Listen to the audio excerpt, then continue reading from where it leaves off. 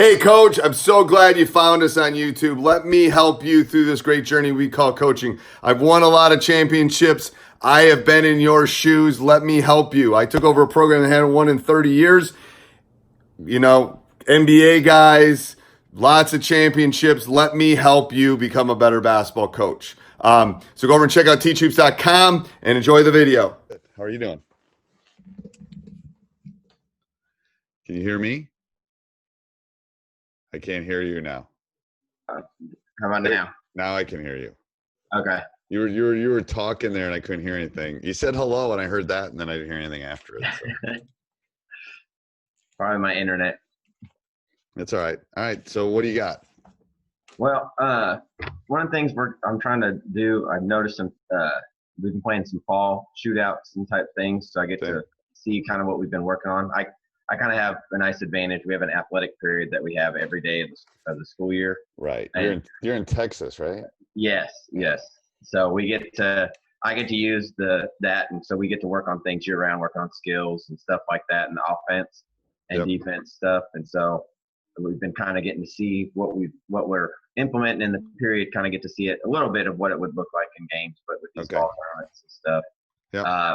One thing I've noticed is because we've kind of always been, I'd say we most of the time kind of slower pace, not super slow because we don't have a shot clock. So but I've noticed that we actually tend to turn it over more when we go slower compared to when we play faster. And it's almost because of the kids that I have, I almost take it as like they're kind of thinking too much. Right. And it's almost like I think sometimes a faster pace is easier in the sense that you can get things up. You can, before you turn it over, you're going to get a shot up or something like that. Yeah. And I was impressed actually yesterday when they were playing and we're playing against teams that are a lot bigger size wise than us. We have about 260 in our high school.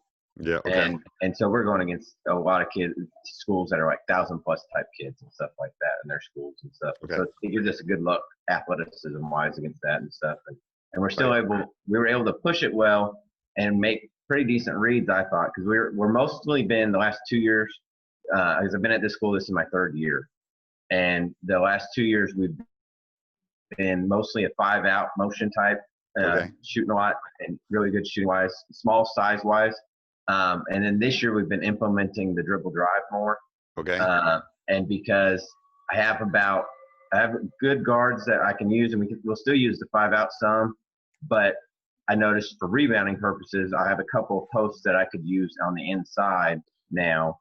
Right. And so that's why we're looking at dribble drive. And I've noticed that I think it'll help us tempo wise, but my worry is I'm not sure we're doing enough in practice to get us used to playing fast. So every drill. So the couple things. First of all, you need to get them in shape. Yes. So that's a given. When you're running at a fast pace, you got to tell them if you play quarters, right? Yes. Yeah. So you got to basically say we're gonna the fourth quarter's ours because they're gonna be just gassed. So that's the first thing. So when you're conditioning, but every drill you have to do full court.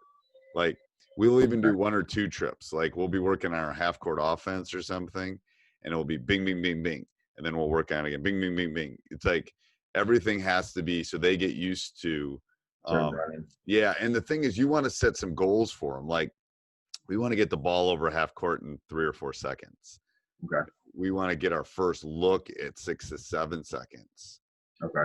We want to dribble at the hoop and take it by 8 or 9 seconds. So you can put that on the clock and that's easy. And then they kind of get a sense of what it feels like. And you got to do it over and over. And then if you're doing dribble drive, then if you've gotten your dribble attack by 9, that means then you could have your kickback out, when they stop them. If you can go. If you stop them, then, by 12, we should have, another 3 seconds, we should have another look.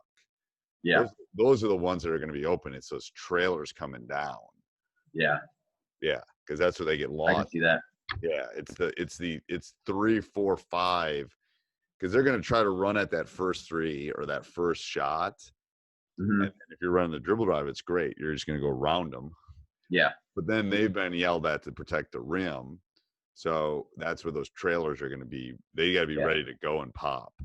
Yeah, that's because I really think we'll be able to drive by people, even though we really shouldn't athletically, because last year we led the state and made 3-pointers for the season, and so it's like people are losing sleep over it. Yeah, and so now they know they're like it's scouted. That's what we do. We shoot, and so it's like they're closing out hard, and so it's even in these fall tournaments, because schools are all around, we all see each other, we all know each other, they all know what we do. And so they're closing out hard. And kids that I have that are super slow are able to get by kids and be able to take little So I think I'm going to literally take my hat off. That's a great adjustment on your part to do that, because you're right. Now, I mean, if you can shoot, they're going to run. They're going to run at you like their pants are on fire. That's a perfect adjustment. But the kicker is now you got to teach the boys how to get in there. And if you get to that 6-8 reach and they stop you, you might not be able to get the shot off, but then you got to work on the footwork of the jump, stop, pivot, and then look. So that's a lot of practice time on that. And then those guys got to be like running down like, give me the ball, I'm going to be wide open kind of thing. Yeah. So I'm worried, like, should we, when we're working on stuff, like right now, I'm not too worried about things, but we start our first official practice day is October 30th. Oh my God. Yeah. So, we're 50 days away right now. I just counted. We're 50 as of today. So I'm jealous, but go ahead. You get a couple extra. Yeah. So it's nice because it's like right now I'm kind of just seeing what we need to work on and just getting little bits here and there. And so it's like one thing I noticed even defensively, because we're playing man this year for the first time. Normally we've been zone, but we're playing more man, but we're not denying at all. We're trying to take charges in the man defense. So we're kind of pack line, but a little more really kind of even tighter than that. And so really trying to play those drives because most schools around us can't shoot very well. Right. Because they rely on a bunch of football players, and I don't. So you got to pack. Yeah. Okay. So, but one thing I noticed is the side ball screen is one thing that I know is because people ball screen a lot out here. And so we've been trying to kind of follow the basic rules of like pack in terms of going over the top and the help really playing that drive. But I'm seeing that like some of the kids are just really kind of not really understanding how to be aggressive on the ball to make sure they don't get melted on the screen. Like the thing is, they got to basically stick their forearm out and they got to keep the distance so they can't set the screen. So the guy getting screened has to literally set his forearm out like that. You got to practice like that's not a normal because it's got to be both ways. If they get body on you, then it's hard to step over it.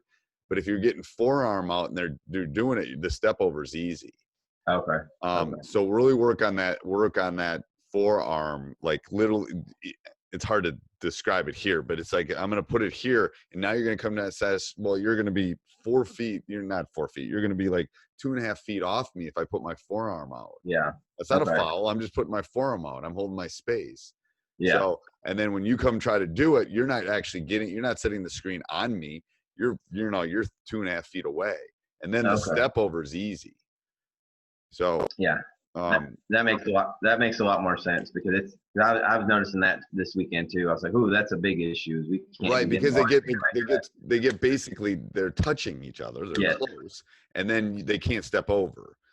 So and then otherwise, if they take too big a step, then they'll slip on them. So just stick that forearm out, make an L.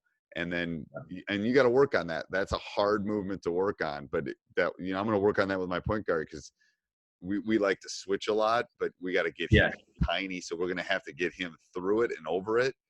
So I'm going to literally with him, both my point guards, I'm going to have to work on, you got to get over it. We're not switching with you. You're just going to stick.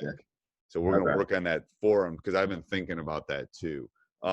And then the shooting thing, I would do like all your warm up or all your stuff at the beginning of practice would be like full. Like I would work on, that timing in a drill, like have a guy trailing and coming in and getting your shots.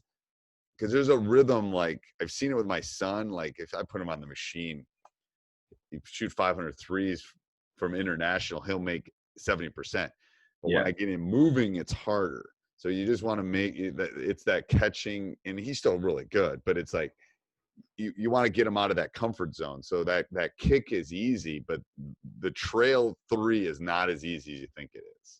Yeah, like because I even really that kick up into the transition to throw it up early to the wing isn't a normal.